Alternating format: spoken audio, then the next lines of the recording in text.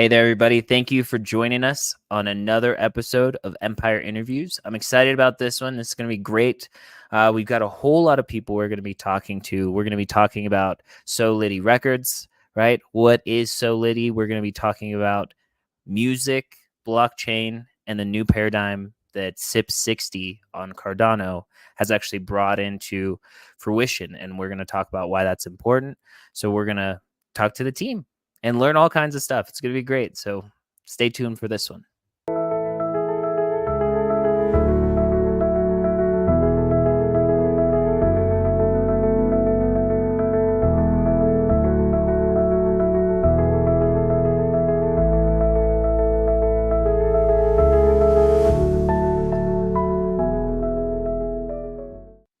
All right.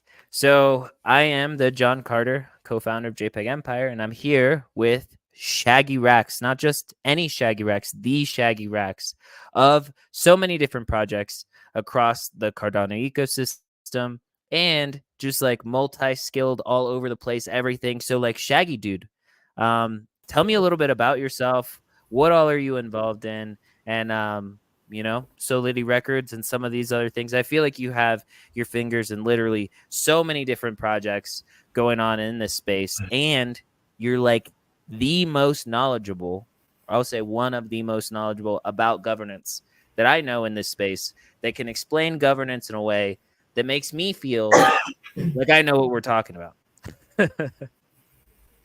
I do appreciate that introduction, John. I guess let me start with I'm ShaggyRax. My real name is Samuel Hogan. It's a pleasure to be up here. Thank you, John, for hosting us. I am the founder of Litty Records, first and foremost. That's kind of where I came into this ecosystem. I came with them in mind. I was onboarded at first by local from the Memphis area. I grew up with him. All right, so we had some technical difficulties, but we're going to keep going. So Shaggy, tell us about all the stuff that you're doing, because you're doing so many different things. Well, I first came into the ecosystem with my homeboys at Litty Records. We came here for music distribution. That was really only possible thanks to something called SIP60, which is the music metadata standard built here on Cardano. The original metadata standard existed before I got here and was one of the primary driving forces for us to come check it out. We were already into the music thing. We started up in 2019, based mostly out of Tennessee, but we're spread kind of throughout the US at this point. And from there, it just kind of escalated, right? We took over the Juke Boys project. We worked with Six City very closely, and that led to partnerships on stuff like Leaf Token. We got in the door super early on Fight, and some of us are, on that CTO as well. So, as you all know as well, I worked with Stripper Coin. That was an early partnership, probably my first true opportunity here in the ecosystem outside of just the standard music stuff. But yeah, SIP60 is originally what brought us here, and I'm proud to be able to say we've been able to refine the standard since. So yeah, it's been pretty cool. That's fantastic. So tell us, Litty, that is basically kind of like almost like a decentralized record label. Is that sort of like what that is? Kind of like I think you said it before. It's like a collaborative. Tell me about that. Yes. So it's kind of funny because the story of Litty begins before I ever knew about decentralization or cared about crypto. Like I had homies who like told me about Bitcoin or whatever in 2016 or 2017, like everyone else, but I didn't care. And 2019, when we started, the idea was just to form a collective where we had an artist, we had a producer, and then we had me. I can do the marketing and, start figuring out all the other stuff and building the brand around this team. But the idea was so that the artists and producers wouldn't have to do this monetary back and forth for things that may or may not end up succeeding. And it's kind of a mutually beneficial thing for up and coming artists to be able to get a catalog out in the first place, right? And having that catalog out in the first place allows for people to scout you out and for you to begin to get feelers out in the ecosystem and see how well people like your music, see if you can make some money, right? A lot of the driving forces for that is also the expenses. So when it comes to publishing, when it comes to distribution, each individual, if they want to do it independent fully, they'd have to pay for various services across various platforms themselves. And that gets prohibitively expensive. Why not just form some sort of collective where we're doing that as a collective and distributing the say and funds equitably, right? So this is where we kind of flip the traditional music industry on its head. We're not looking at this in a way like a normal label would. We're trying to bring the power back to the artist. And if that's in the form of mutual ownership and governance, which thankfully we found blockchain to allow for, a more verifiable and trustless mechanism for that sort of shit, dude. It's pretty dope. Like, just, we had this idea already, and then we found the tools for it. Yeah. That's kind of how I landed in the same sort of place, right? I was working for a medical devices company, and then there was a problem with like data sharing. There wasn't enough like data sharing, and there wasn't enough data accumulation, but it needed to be done in a way that didn't give up the privacy of the individual. And then I've learned about all these crazy different complex terms for all this tech that's crazy, and I realized that you could really just use some of the stuff that's already built on blockchain, and that the networks like Cardano and soon to be Midnight actually facilitate all those things. And I know you're a little bit involved or interested in Midnight as well, and some of the stuff going on there. Let's see, before crypto, tell us about what was going on for you and a little bit about yourself. And then also, well, we'll do that first, and then I'll ask the two questions that I always ask everybody, and then we'll pop to pseudo. Yes, sir. All right. I guess where do I start? I was born on the East Coast to a military family, and I ended up in Memphis, Tennessee, a little bit north of Memphis, in a town called Millington, just on the outskirts, one of the suburbs in Shelby County. My early life, I got into a lot of trouble. I enlisted in the Marine Corps fresh out of high school because I got put out already, so I was trying to get up out of there. And I had some pre-existing issues that made my military service much shorter than it should have been. And those same sort of issues came to haunt me a little bit later on. Got into a lot more trouble as a young adult, and I don't know what else to say. But I think you've said it before, though, that like then by creating the collective, and then getting involved in all these different projects, right, that kind of was an opportunity that made all those other things like kind of like in the past, right? Because then now you're all building a million different things at the same time.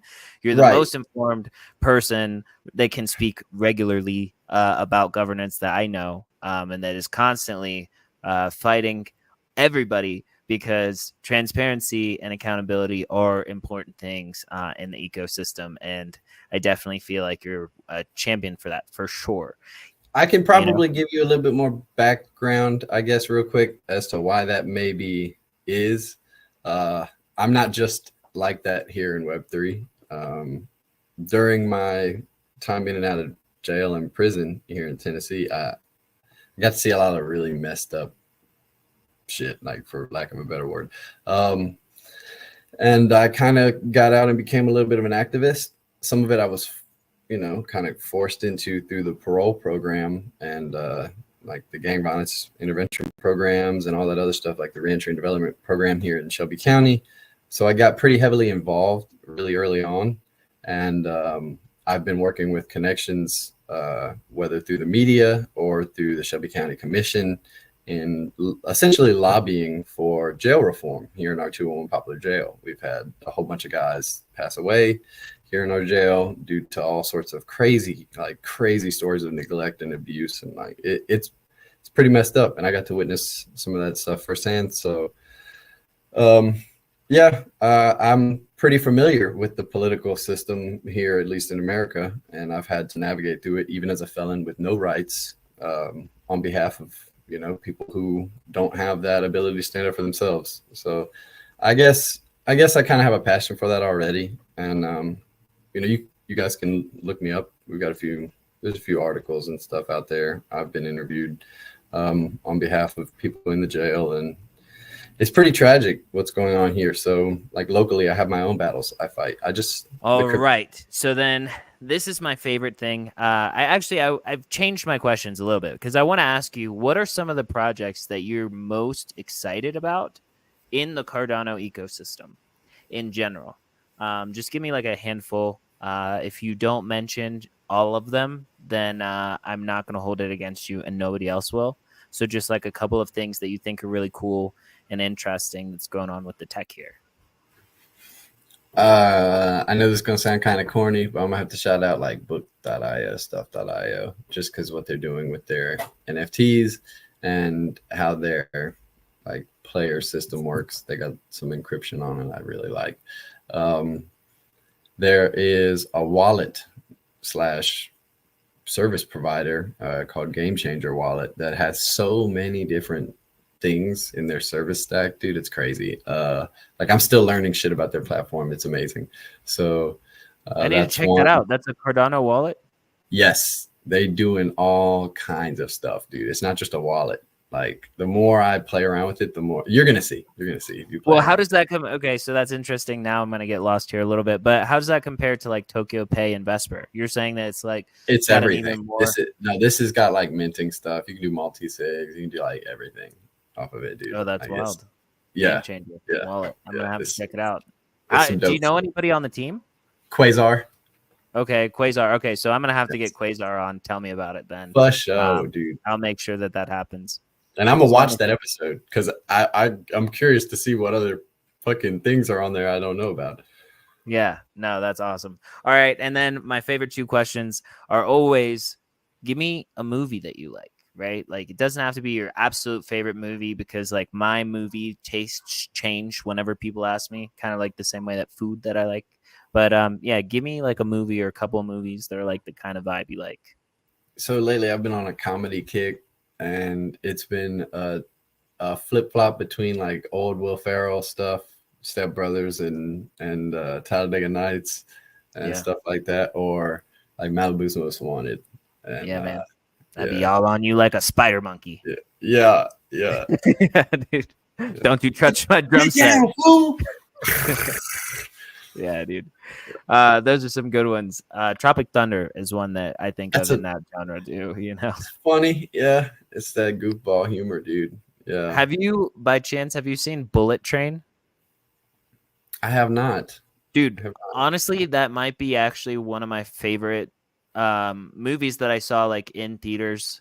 I would say like in the last like handful of years that I actually went and saw. So definitely watch Bullet Train. Brad Pitt is one of the main characters.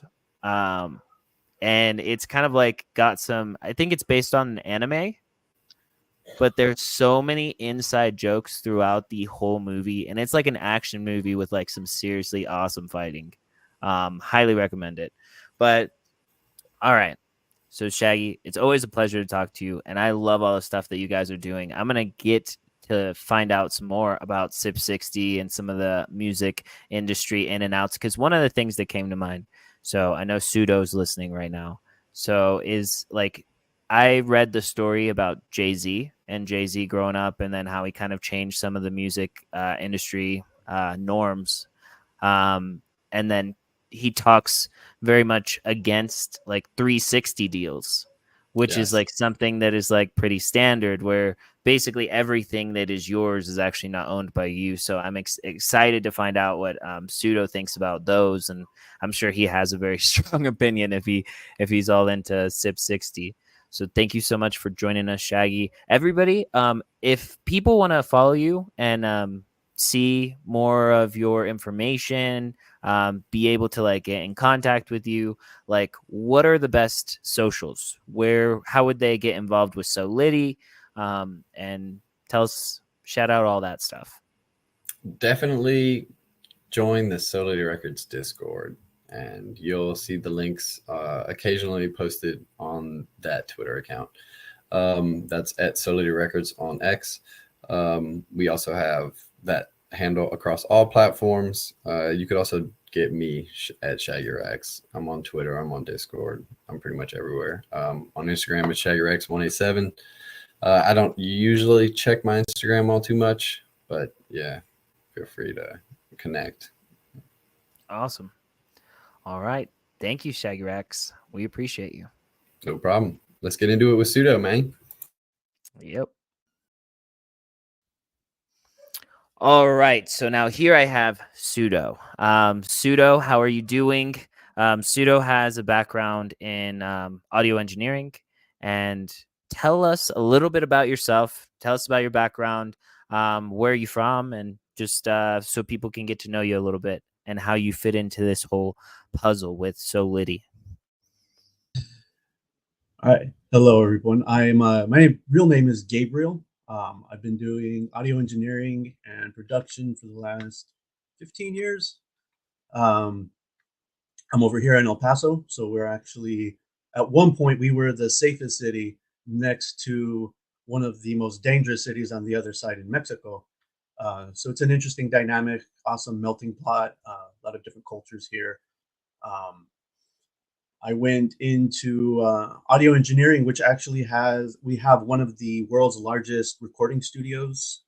They're advertised as the world's largest residential studio here at Sonic Ranch. I was able to get a lot of my experience there in real studios, higher profile client lists, and things like that. But yeah, the journey has taken me to Web3, introducing me to people like ShaggyRax that we just got introduced into. So my journey in Cardano started pretty early. I actually had a proposal in for a music streaming application back in Fund 4 of Catalyst. So this was before smart contracts. And people want to complain about Catalyst not being as organized, or, you know, whatever criticisms they have. It was much less concrete then than it is now. And same to be said for my experience and my knowledge of the chain. So my efforts have only continued. I've made a lot more connections into the industry, and you know, the biggest things about cryptocurrency is enabling artists to maintain all of their intellectual property and then to monetize it afterwards. You know, word that's always thrown around in cryptocurrency is, at least in the proof of work side, is the owning your proof of own. work. Yeah. And with us musicians, you know, the proof of work is actually creating a musical work. There's so much time that goes into that, and very, very few people know how to actually take that to the next level after writing the song. And there's a lot of ways where that can get mixed up, a lot of ways where bigger corporations can take the power and eliminate the artist from making the money. And this is one of the reasons why I started making more efforts into the blockchain ecosystem. It enables us to have a verifiable system and maintain those rights, and then reach a much larger branch of people. One of the biggest reasons of SIP 60, which is the music standard, was to enable royalty collection without all the middlemen. And I actually was not a part of the initial authoring of the first two SIP revisions, but after not being able to make a streaming app and not getting funded on Catalyst, I decided to go through a more simple route, and that was developing a music indexer. basically cataloging all of the music tokens on the Cardano blockchain. And then in doing so, I realized how the abidance of CIP60 wasn't very well. It's a huge hindrance for people that are building applications that would utilize that data. You know, the standard has to be, for one, outlined, and then there has to be people abiding by that standard. So a lot of the efforts now is geared towards spreading the education of what the standard is, the benefits of it, and then, you know, educating people on the proper implementation of that, which will then enable developers and applications to be made utilizing that data. That is so awesome. And I love that. That's so much right there that I feel like I could go so many different directions. The first direction I'm going to go is, so I read the story of Jay-Z, and I remember hearing about 360 deals, right? And how a lot of artists get caught in these 360 deals where they don't actually get to benefit the most from their own output, right? So how does something like that compare to what Solidity is trying to facilitate, and like CIP60 as being a standard that is supposed to prevent those types of like predatory, I guess, contracts and agreements between people? Yeah, so one of the beautiful things about today's technology is there's less and less need for the full recording studio. You know, that's the world I came from. So in a way, I'm getting out of a job. You know, you could download all of this software and has all of the processors that you would have in a recording studio at your fingertips, you know, completely contained within a laptop. And I think a big aspect of how these corporations were able to take that power was because it was so expensive to fund the production process, right? So these artists would enter deals, basically signing over all their intellectual property to a record label or to other parties, just to get their record label or the record financed. So the beautiful thing is, like I said before, is we're getting out of that. You know, you could download a laptop, you could download software on a laptop and have more potential than we had in the 80s, you know, multi-million-dollar studios. So I think, for one, technology is already taking us out of that paradigm where artists are kind of at the whim of a record deal to facilitate the creation of their works. That being said, the biggest obstacle now is monetizing those works. And this is where record labels still kind of have their dominance, is how do you get your record out and, you know, advertised onto the streaming platforms. Now, what CIP60 does is, for me, what I like to use it for is almost as an analog for copyright registration, right? When you register a work with the US copyright, it takes months, you know, and they can tell you, oh, there was an issue here, resubmit it here. And this entire time, if there's litigation that happens in that interim time, your leverage of holding a copyright registration is moot. You don't have the registration yet. And the interesting thing about copyright is it's actually issued the moment a work is fixed into its physical form, not when the copyright is registered, but the second a recording is made. Now, your objective as an artist is to prove when that moment happened. And with blockchain, you can input all the artist details, have that timestamp on a blockchain record, and have that as leverage towards any copyright infringement cases or things like that. So, you know, even holding a copyright with the US Congress is not the final say. You know, it's always the legal system. The courts can have precedent that overturns a copyright registration. So ultimately, you want to avoid litigation at all means. But at least with blockchain, you have a mechanism for recording all of that information and then having it on a verifiable network. So CIP60 outlines a bunch of the identifiers that is needed for artists to collect the royalties. There is a bit of responsibility on the artists to first register with those agencies. But once they do so, they are now able to include all that information in a NFT mint. And then now applications can leverage that data, and now a decentralized streaming application can be made from that. So to answer the question with 360 deals, it's less and less a problem as far as the production aspect, but in the registration of the works, a lot of the times that work is offset to a publisher or a record label that's signing a distribution deal. Blockchain eliminates all of that, allowing the artist to be that one point of where all that information is provided. That is amazing. I love that. That's so that's so well thought out. Just in general, I didn't realize, I knew that there were a lot of things to take into account when trying to create something like the SIP standard, especially this one specializing in music. But there were so many things there that you just bestowed upon me that I wouldn't have even considered or thought about as far as taken into account in this. And I think that's amazing. What is it that you feel is lacking? So you've said that you want a decentralized music streaming platform, right? Does anything like that exist right now? If you could just snap your fingers and solve one big thing for you guys as an industry, and for what you're trying to achieve, what would that thing be? So there are crypto projects that are geared towards that. Now, a decentralized streaming app doesn't exist. We do have Project Noom, who acts as a distributor. They'll get you onto the streaming platforms, right? But they're still utilizing Spotify or the existing DSPs. So getting the streaming application is step one.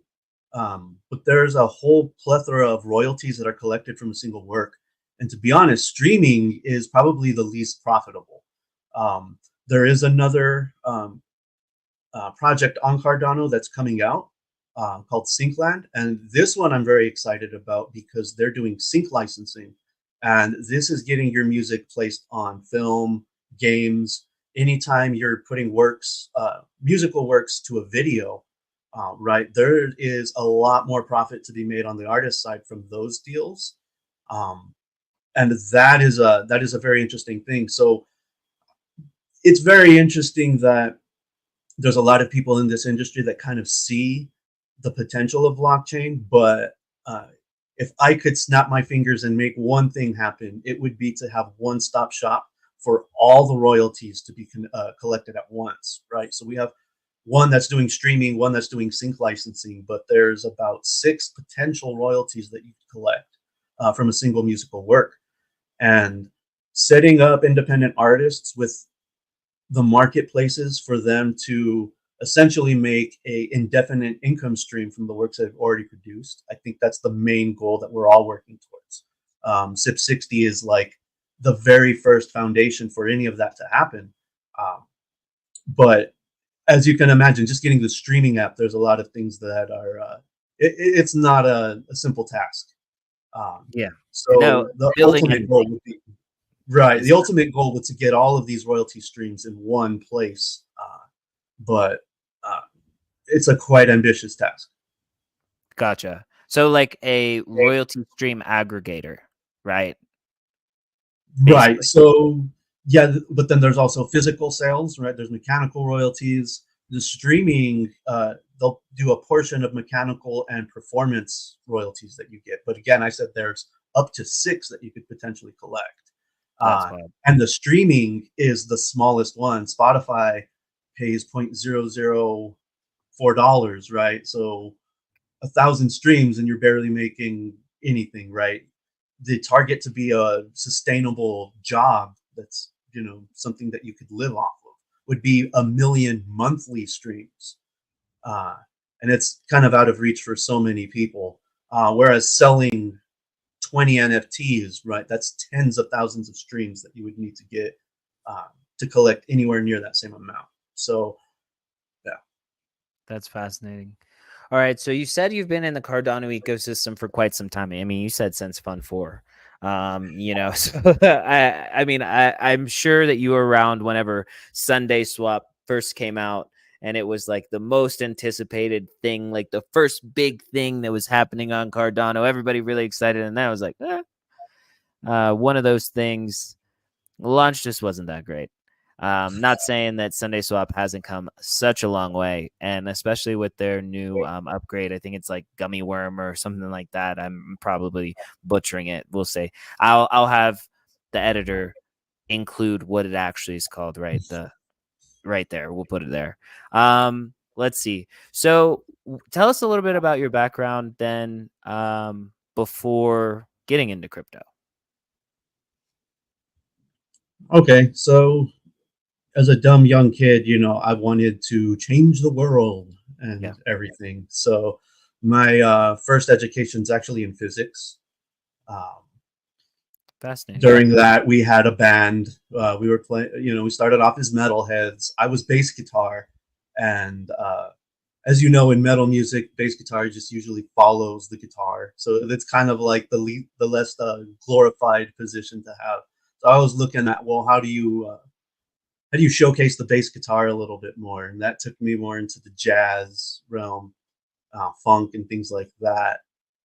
So we started playing more of a jazz fusion metal kind of blend, and that took me into keyboards. As you know, bands are a little complicated. It's like having as many as many girlfriends as you have band members, and just one's enough for so many people. So with technology, you get all these virtual instruments. It becomes so much easier to produce in a laptop. So electronic music became a lot more easier to work with. So a lot of the productions that I do now integrates a lot of the old metal stuff and is going more electronic. Well, after my whole escapade in physics, the band that I was with, we went to audio engineering school, and within there, they make you intern at a few different places. I went to Sonic Ranch here in El Paso just because it's my hometown, and it had a decent reputation of being a good music studio. So I learned more of the professional side of music there. Unfortunately, here in the border town, freelancing, trying to find clientele that can afford such a studio isn't exactly in the realm. So that led me to founding my own studios, operating out of my home studio right now. And that's mostly what the work I do now is freelancing. I have access to a bunch of the studios here. You know, did that for almost 2 decades. And at this point, you know, just trying to expand the reach of the studio work here, you know, locally, it wasn't very lucrative. So most of the work then became outsourcing, trying to look at mastering and mixing jobs from out of state. And obviously, blockchain, when that came out, that became a huge opportunity to pursue the global market. And that led me actually much later to Litty. I actually signed as their publishing administrator at this point, so very eager to see the fruits of that and getting that done. But yeah, most of my time since playing live bands and things like that has been in the studio production, mixing and mastering, and then of course publishing, making sure you know the proper path of getting those works registered with the proper agencies to collect all the royalties that we mentioned before. That's awesome. I love that. And then the two questions that I like to ask most people, right, are what is a favorite movie of yours? And then after that, it'll be like, if you could go anywhere and eat any kind of food, what are you eating? Okay, so favorite movie. This one's always hard, right? It changes so many Changes, yeah. times. But I will say I'll change it a bit and say most impactful movie that traumatized me as a kid, and that was Fire in the Sky. It was about alien abduction. I remember watching that as a kid, and then you know the impression of it being based on a true story. That movie has stuck with me my entire life. Um, I'm also a big fan of Doctor Strangelove, How I Learned to Stop Worrying and Love the Bomb. Comical but very serious undertones on that. Yeah, now you know it changes often, but those two movies are two that I always kind of go back to. That's fantastic. And if you could eat anything anywhere, what are you eating, and where from? Man, mom's spaghetti. I'm gonna be Eminem over here. My There mom's you go. spaghetti. I would love to try authentic Italian. You know, because you always get authentic Italian restaurants here in El Paso. It's kind of like, oh, is it really authentic Italian? I don't know. But I'm a huge pasta nut. I love Italian food. Um, they That's say, you awesome. know, the Roma tomatoes, right? They're going to Yeah. be straight from over there. It's got to be great. So I'd love to see it straight from the source. Yeah, man. I'm sure that, we got a bull run coming around, so might be the best opportunity.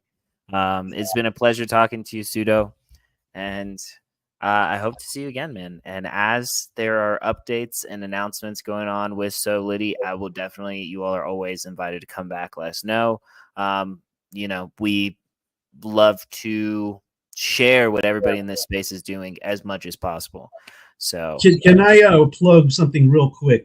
We yes, I was do gonna have a Fund 13 Catalyst proposal in to do create it. tooling for SIP60. So creating open source tooling for people to be able to develop applications that use it. So having a form that gives all the necessary fields, and then music verification. So this will actually check the music against pre-existing libraries to make sure nobody's just trying to do a Michael Jackson Thriller mint and take all the credit and all their royalties. So we are in the works of building a team and developing those tools, so any developer that's looking at building marketplaces or music applications would be able to use those toolings completely free.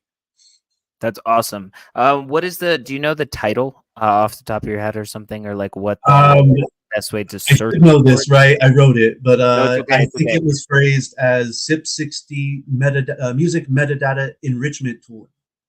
So if Awesome. you search SIP60, it should show up. I think we're the only SIP60 proposal right now. That's perfect. We're also going to be getting that link, making sure that it is posted here in the description. We'll also probably clip this and then let you all distribute and disseminate, a little video here with all of the links and the directions towards that proposal. Because I think it's a really big one, and everybody that really cares about music or that is in any aspect of the music part needs to, you know, put their ADA where their mouth is. You know what I mean? By supporting these proposals and these projects that are doing some great things in the space, for sure. It's been a pleasure. Pleasure's all mine, John. Thank you.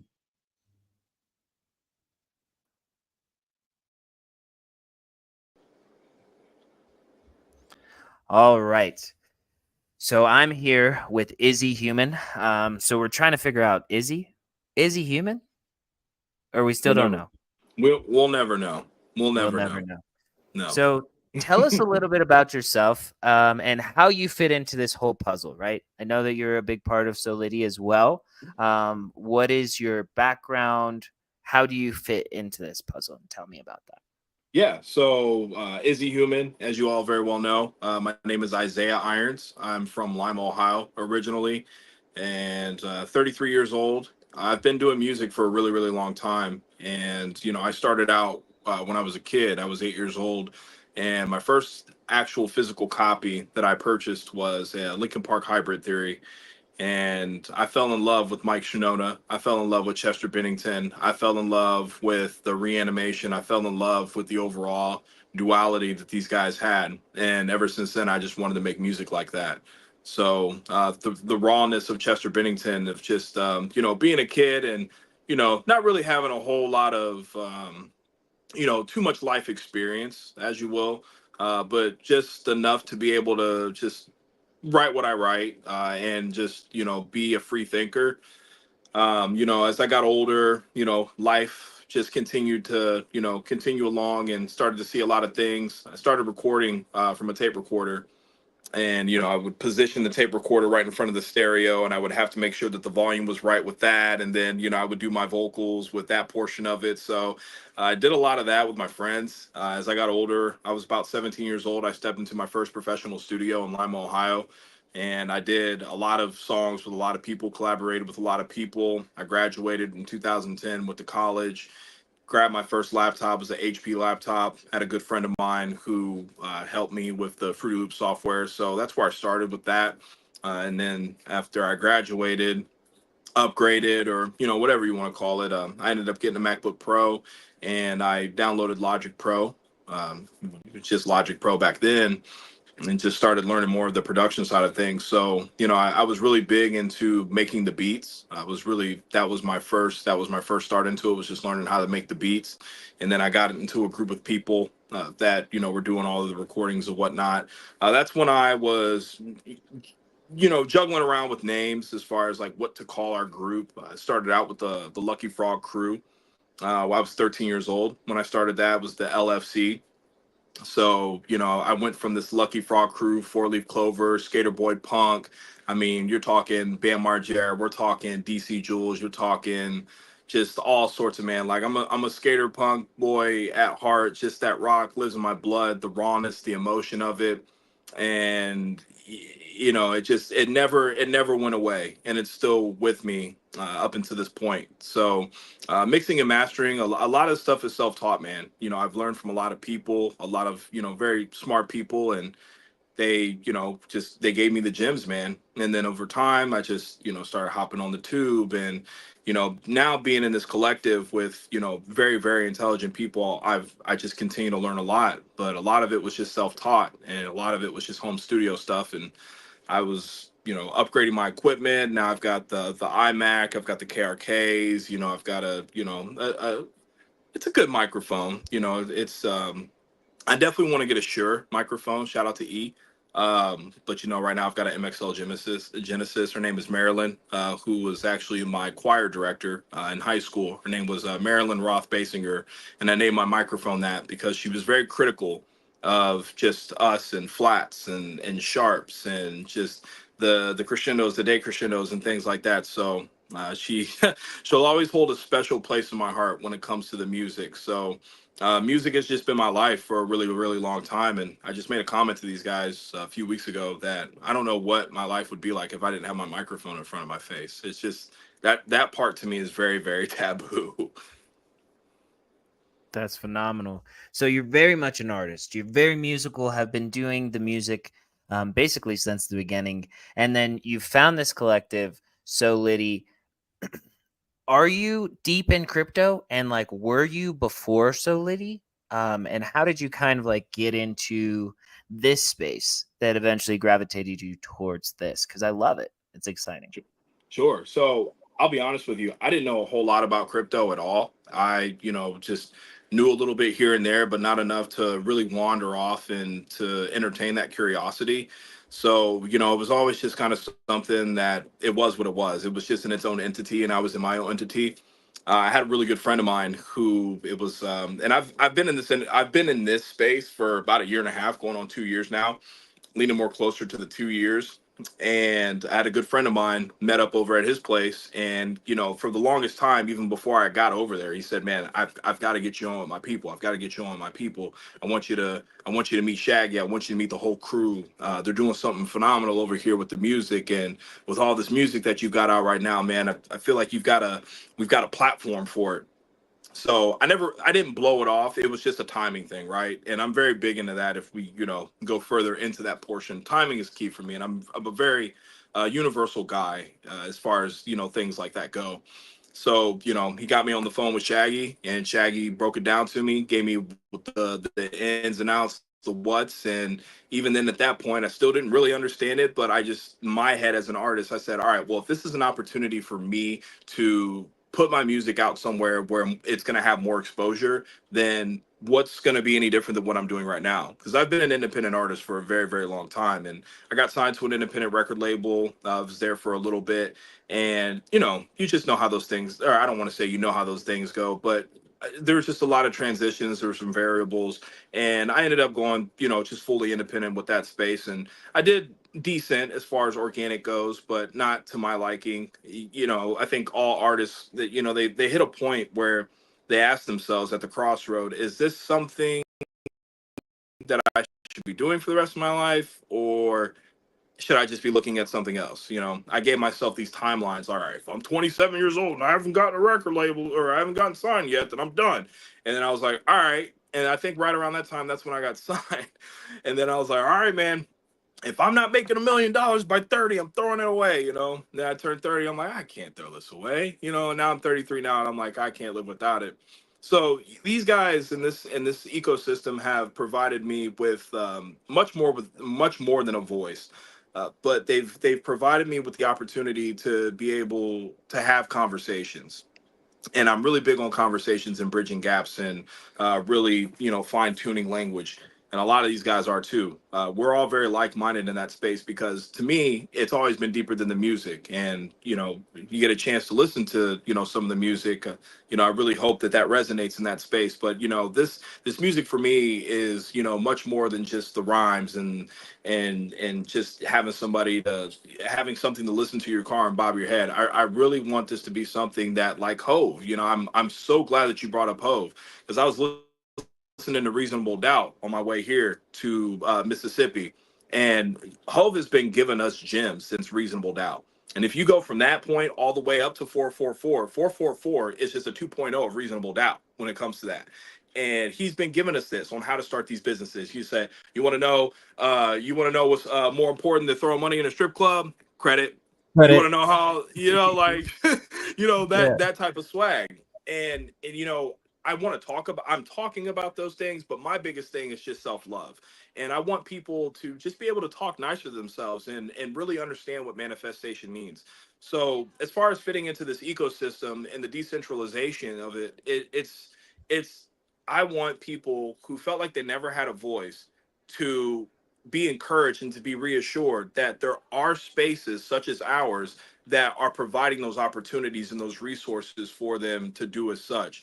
So Shaggy it was an incredible fit, and yeah, and I know that he had his thing, and he's doing the So Litty, and we're partnering with the Finest. So I am the one of the founders of the Finest. So we're doing the Finest. So Litty Records is what we're working with. So Shaggy and we spent a lot of late nights, along with others like Pseudo and Death Lord, and just other names, man, because everybody's popping in and out. Everyone's popping in and out. And we've been working on the continuity of our documentation. Shout out to Shaggy again. To just get everything in place and to legitimize and continue to increase the credibility of what we got going on. I apologize for the long-winded No. response. You're good. I was actually you said a bunch of different things there, and I wanted to actually I wanted to hit you with this to see if it resonates. But Yeah. Rex Raj Life. Do you know him? Do you know Oh. that singer? Oh my gosh.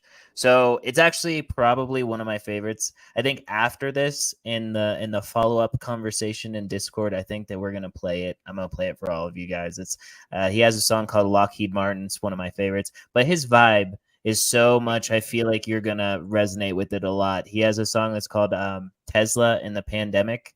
And he's talking about how grateful he is about, making music, all this stuff, just the vibes.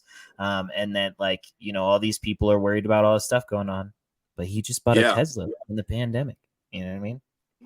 But anyways, it's that's phenomenal. we're gonna have to revisit that here in a minute. Let's see. Yeah. So what about so you've been in this space for quite some time. Music is your passion. Who are some of your favorite artists? You already mentioned Hove. He's one of my favorites too, 110%. But who are some other artists that you really look up to or that you aspire to be like? For me personally, I will say, so I grew up in Eastern Kentucky, and so Eastern Kentucky, Richmond, Madison County. If anybody knows, sorry. But anyways, so I feel like for me personally in my development arc, Wiz Khalifa was probably the most pivotal, important character, musical influence in my life for a lot of reasons, right? I will say the first one is like growing up in Eastern Kentucky, being younger, being one of the only, non-white people in the area where I lived at. Sure. I was often like accused of doing things that I didn't even do. I was often, there were many like assumptions about, you know, of course I was a drug dealer, right? I was black. So, I mean, no, I wasn't. But then I did that later because like they already said I was doing it. So, you know, but, you know, just, but like stuff, you know, when you're young and things are going on. But then I saw Wiz Khalifa, and this was at a time where in Kentucky, like weed was like super illegal, right? And then you would see Wiz Khalifa, right? He was one of the first people that like had real actual weed in like all of his videos, right? Yes.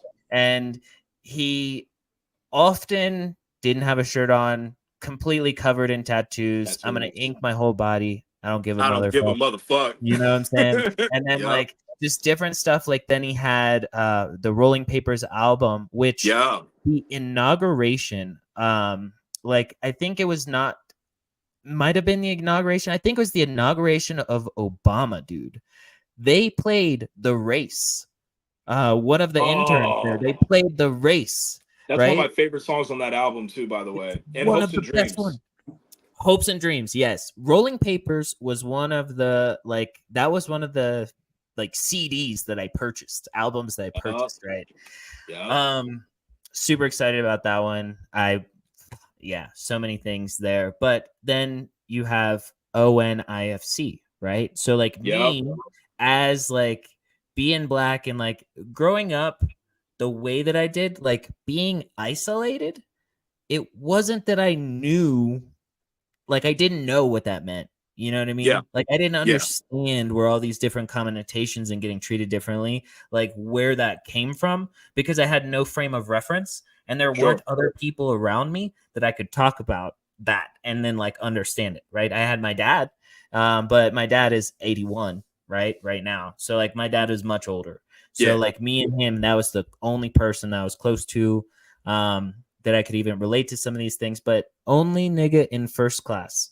Okay. He says, Mhm. I walk in the room and I'm that nigga. Like the room's full of white people, but I am that nigga. Right. Yeah. And then so And like it's a different stuff play. like that. It's a play It's a on play. that. Yeah. Yep. And it's so empowering, right? Because to me, I was like, not only is he smoking weed, which like you're not supposed to, right? Because it's illegal, right? Yeah. Unless you're rich and powerful, right? And at the Yeah. time, like it kind of like he wasn't yet until he was like getting there, right? Yeah. But then it's also like people looked up to him. He was a person that was very positive, right? A lot of his stuff was very positive, was very mindful. And so to me, it was like that was a role model to look up to that's doing things that are not the norm, also being positive and empowering people to understand the situation, right? That you can become him, right? You can become that guy. Or you could just be yourself. Yes. Yeah. You could be yourself. Are 100%. we able to smoke in this or not? Is that Yeah, is that you not a can thing? 100% smoke in this. We're totally fine. Yeah. But so that was one of the important things for me. What was one like that for you, I guess, artist that you feel like had a huge effect? Man, you hit the nail right on the head with that one. Because I'm gonna piggyback off of that because I remember when I was in high school, Burn I was after listening rolling. Burn After Rolling, Cushion Orange Juice, Never Yep. Been, In the Cut, Yep. In the Keep cut. Rolling. Pedal to the Metal was my favorite song on that album, bro. I remember my mom had just got me a car for graduation. It was a Cobalt SS. It was white with a silver stripe. It was the sports edition. And I just remember being one of the only guys that was driving on campus with a car, let alone a nice car. And I just remember listening to Pedal to the Metal, In the Cut, being in my dude's Jeep Cherokee. It was like a 1999 Jeep Cherokee. And, we had like everybody would everybody would roll up a blunt and we would all be packed in this Jeep Cherokee, all smoking, passing whatever. And we called it the spaceship because as soon as he let that sunroof off, all the smoke just went up. You know what I'm saying? It was like we were floating. And we get out, we go over to the student center, get like 20 chicken tenders, you know what I mean? And then just go play ping pong. Uh, But Wiz Khalifa is definitely, you know, it's just a big part of just the self-expression. I will say my top artist, and it just kind of goes on because like over time I'm more into the alternative space now, and I guess I've kind of always been. You know, I love '90s alternative rock, like you know Linkin Park, but I grew up on a lot of that, you know, that '90s alternative rock. I was listening to '92 Zoo when I was a kid, and for whatever reason, it's like my rhythm would wake me up whenever my favorite song would pop on. So it's like I was really big into the radio. Wale, Yeah, hands dude. down. When I was in college, there was a guy that he was one of the running backs because I played running back in college, and we had different sections, like you know, times and sections with you know, different positions. He would all Breaker Heller was his name, and he always had Wale on. And I remember it was the 11 Theory, and that was like one of the first times that I got hip to Wale, and I started listening to his music more and more and more. Was the Podium, and you know, just Barry Bonds, that was another one, and the Globetrotter with Two Chains, that was another joint. Drums and shit. Just I loved his go-go music, and I just loved the live. I love the live instrumentation and just those organic sounds with it. When he dropped his first album, Ambition, and one of my favorite songs on there was Legendary. Yeah, Legendary was first, and then the second one was Chain Music. A lot of people thought Chain Music Mhm. was a hit. You know, like it was a hit for Yeah. sure, right? You know, it was one of the catchy ones. But he said, "She's so stingy with vagina, but wide open when a nigga get to shine in. I was hoping Yep. she would notice where my mind at. Put money in a book. I bet these bitches wouldn't find it. Look, you know." And that was just when I was like, Yeah. "Word." Yeah. He's such an intellectually dope artist when it came to that, and I never stopped listening to Wale, and you know that's where just a lot of just my thoughts, and then like you put Hove in there, and I know a lot of people they'll throw this album in the trash, but Yeezus by Kanye Mhm. West, Mhm. I love that album. My mama was raised in the airways. Clear water was only served to the fair skin.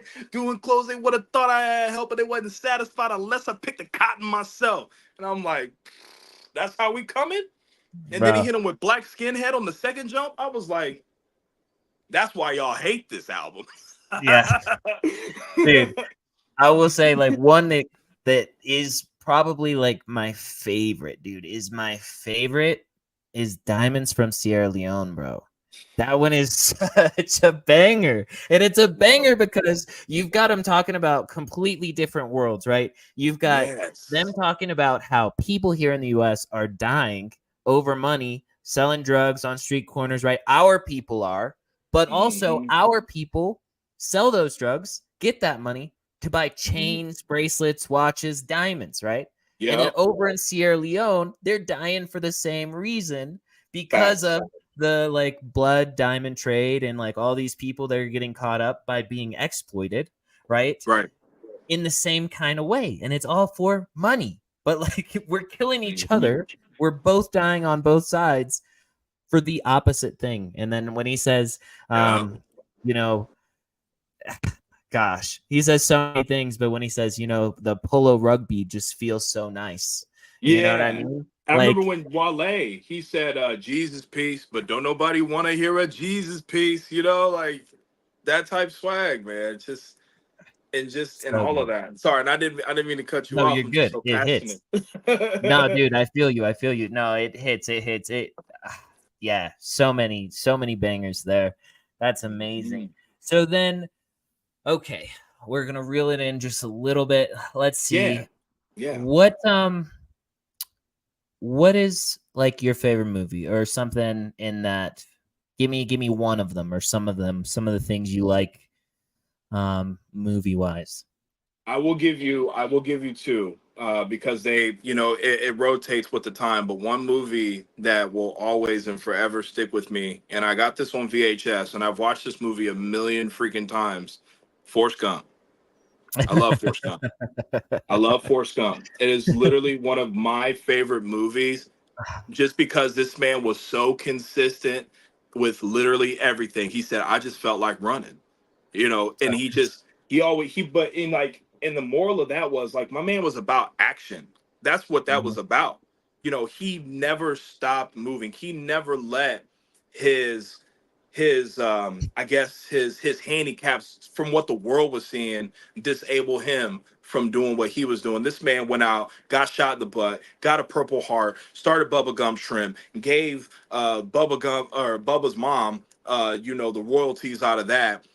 Saved Lieutenant Dan, saved his life. Man ended up getting prosthetic legs and getting married. He chased While he after was the same running, while he he was stepped in running. shit, and he had to Everything. keep going. He had to Sometimes you keep step in going. shit, you just keep going. He kept going, and I feel like that really resonated with my life, man, just because I feel like in everybody's life, right, but you know, just specifically mine, I felt like I ran into a lot of things in my life where I could have either stopped, or I could have just kept running, and I kept running. And it may not have been at the same pace at all times, but the fact that I was running, I was moving, and that was action for me. And that really resonated with me a lot until this day. And now that I go back and I rewatch it again, I'm like, I get it now. And then Shawshank Redemption with Andy Dufresne. Man, Andy Dufresne, man, he was just a genius. Dude, I'm Just pretty a sure. genius when it So, came to that. do you know CMDR, or Commander from Angel Finance, or do you know of him? Uh-huh. No, not of him. Yeah. So he's the homie. He's a fantastic person. I'm pretty sure that when I interviewed him, Shawshank Redemption was like his like quick pick. Like that was the first. Like he was like, oh, it's easy. It's Shawshank That's Redemption. wild. Yeah. Yeah, It's a dude. beautiful movie. Yeah, he's definitely a great one in this space. Okay, and then I knew you were cooking up some food. It looked good. I was gonna try to get over there, get some of them wings and mac and cheese. But if you could go anywhere in the world, eat anything, someone else is paying, right? Blank check. What are you getting? You can fly to different parts of the world to get like the beginning, the end, and what are you drinking? Oh man. See, all right. So I'm gonna do this two different ways. I'm gonna do this two different ways. Yeah. So we're gonna stay in the States here. We're gonna go to Philly, and we're gonna go ahead and get a Philly steak and cheese for sure. If we're Okay. talking like nitty gritty, and I'm gonna sit right outside of the prison that Al Capone was first arrested at. I'm gonna eat the Philly cheesesteak right there. Now, if we're going overseas, man, I'm a big seafood guy. So I love mussels, I love scallops, I love lobster, I love a good lobster roll, the buttery type too, man. And I really love old fashions. Old fashions, you can either give me a really nice one ice cube, or we can just sip it neat, but just maybe like make sure you give me that cherry, you know what I mean? Like make sure you give me Yeah. just a little bit of But those bitters. Make sure you the give me a little maraschino, or what is it? maraschinos. Yeah, the maraschino Yeah, cherry. Yeah. maraschino cherries, bro. And yeah, give me the bitters, give me the orange peel. As far as the bourbon goes, man, I don't want to sound pretentious when I say it, but I really have a love for Blanton's, not just Dude, because it's a listen. collectible. I appreciate that answer so much, and I appreciate that answer so much because okay, I grew up in Kentucky, right? You I know, know all the about, Derby, I bro. know what's up. But here's the thing, okay? It's the My secrets. dad spent quite a lot of time in Kentucky also, my whole life, basically. You know what I'm saying? Hmm. He was in Yeah. Kentucky. And this man's drink of choice is Jack Daniels and Pepsi. And I just, every single time he says it, I'm just like, He's, are you serious? I he's a personally, simple I really man. like Bullet, right? I really like Bullet as far as bourbon. I think that's just a solid, bourbon. It's right there in the Yes. middle. Cause like, I It's feel like I like Four Roses, I like Woodford, but they're just a little yeah. harder, right? You Jefferson's know what I mean? Point. Yeah. Yeah. But Mm. yeah. Anyway, so Dad, how are you gonna be in bourbon country and pick a Tennessee whiskey? For real, you know? And he hates Uncle Nearest.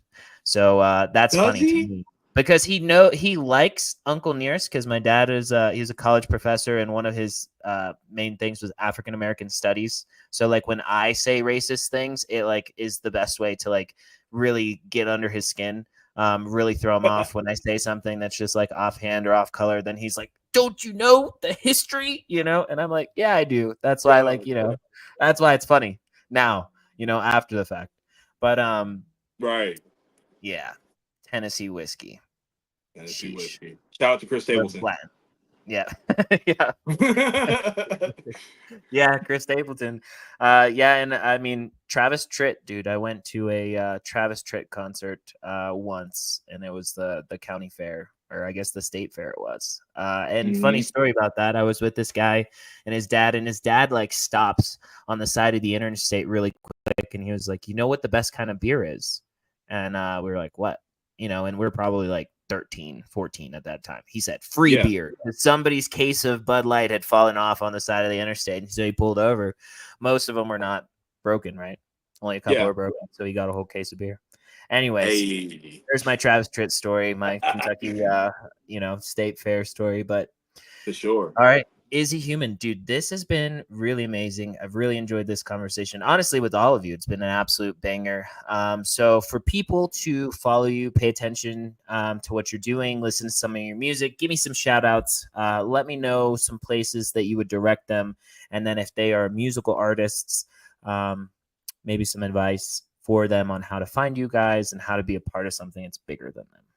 Yeah, absolutely, man. So I'm on all streaming platforms. So if you've got Spotify, I'm on there. If you're on Apple, I'm on there. If you're on Google Play, I'm on there. If you're on Deezer, I'm on there. X, definitely jump on to the being affiliated 419. I've got the link tree link in the bio as well. So that's going to take you to all those platforms. Reverb Nation was one of the first places that I started out. So if you guys want to, kind of get the origins of Izzy, you can hop on the Reverb Nation. If you really want to go back, you can jump on that SoundCloud, but enter at your own risk. I promise you, it is not safe. And as far as getting on board, man, we're really active on the X, and obviously we're expanding with all of the other social media platforms, all of us artists. So if you guys got any questions, or if you got you're interested in jumping into the Discord, definitely holler at myself, holler at Pseudo or Shaggy, for sure, man, because we're looking to expand, because this is what it's all about. This isn't a secret society, this isn't a secret club or anything like that. This is literally a space that we have created for artists and web developers, and just for everybody who has a creation or has a thought in their head and they want to manifest it, because that's what this team is all about. It's all about manifesting things for us. So jump on those things. Charcuterie board is out on all streaming platforms right now. I had to throw a little promo out. I love that, man. I love that. And, doing it right. Charcuterie board, man. Yes, sir. Pick your favorite item. All right. So this was really great. I appreciate you guys for joining us. Can't wait to get this together and for us to get this out and figure out all the things that we're going to do together going forward, because I definitely think we got to do some things together. You know what I'm saying? 100%. 100%. This isn't over. All right. Fantastic.